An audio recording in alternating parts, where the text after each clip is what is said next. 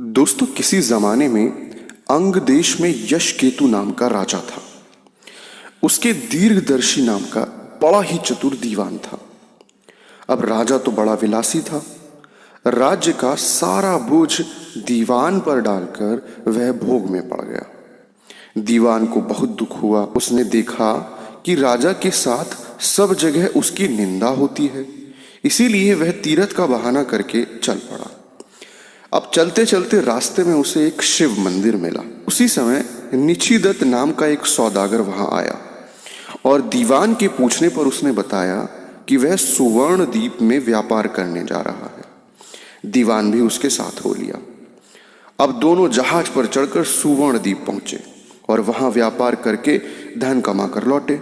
अब रास्ते में समुद्र में दीवान को एक कल्प वृक्ष दिखाई दिया। उसकी मोटी मोटी शाखाओं पर रत्नों से जड़ा हुआ एक पलंग बिछा था। उस पर एक रूपवती कन्या बैठी वीणा बजा रही थी। थोड़ी देर बाद वह गायब हो गई। पेड़ भी नहीं रहा। दीवान बड़ा चकित हुआ। दीवान ने अपने नगर में लौटकर सारा हाल कह सुनाया। इस बीच इतने दिनों तक राज्य को चलाकर राजा सुधर गया था और उसने विलासिता छोड़ दी थी। अब दीवान की कहानी सुनकर राजा उस सुंदरी को पाने के लिए बेचैन हो उठा और राज्य का सारा काम दीवान पर सौंपकर तपस्वी का भेष बनाकर वहीं पहुंच गया। पहुंचने पर उसे वहां वही कल्प वृक्ष और वीणा बजाती हुई कन्या दिखाई दी। उसने राजा से पूछा, तुम कौन हो? राजा ने अपना परिचय दे दिया।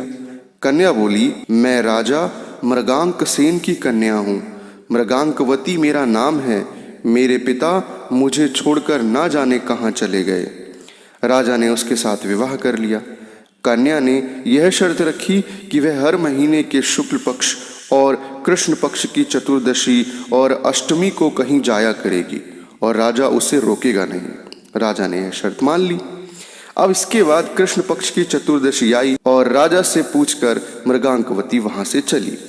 राजा भी चुपचाप पीछे पीछे चल दिया।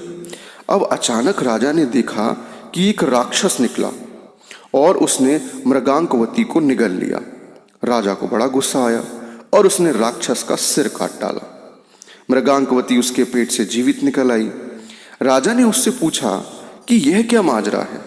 तो उसने कहा, महाराज, मेरे पिता मेरे बिना भोजन नहीं करते।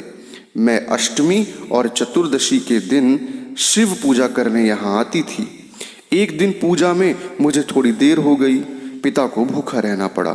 देर से जब मैं घर लौटी तो उन्होंने गुस्से में मुझे शाप दिया कि अष्टमी और चतुर्दशी के दिन जब मैं पूजन के लिए आया करूंगी तो एक राक्षस मुझे निगल जाया करेगा और मैं उसका पेट चीरकर निकला करूंगी। जब मैंने उनसे शाप छुड़ाने के लिए बहुत अनुनय किया तो वे बोले, जब अंग देश का राजा तेरा पति बनेगा और तुझे राक्षस से निकले हुए देखेगा तो वह राक्षस को मार देगा, तब तेरे शाप का अंत हो जाएगा। इसके बाद राजा उसे लेकर नगर में आया। दीवान ने देखा तो उसका हृदय फट गया और वह मर गया। इतना कहकर बेताल ने पूछा, हे राजन, यह बताओ कि स्वामी की इतनी खुशी के समय दीवान का हृदय फट गया? राजा ने कहा, इसलिए कि उसने सोचा कि राजा फिर स्त्री के चक्कर में पड़ गया और राज्य की दुर्दशा होगी। राजा का इतना कहना था कि बेताल फिर पेड़ पर जाकर लटक गया। राजा ने वहां जाकर फिर से उसे लिया तो रास्ते में बेताल ने एक नई कहानी सुना दी। तो दोस्तों, मिलते हैं अगले भाग में और देखते हैं कि बेताल ने विक्रम को कौन सी कहानी सुनाई। तब तक के लिए धन्यवाद।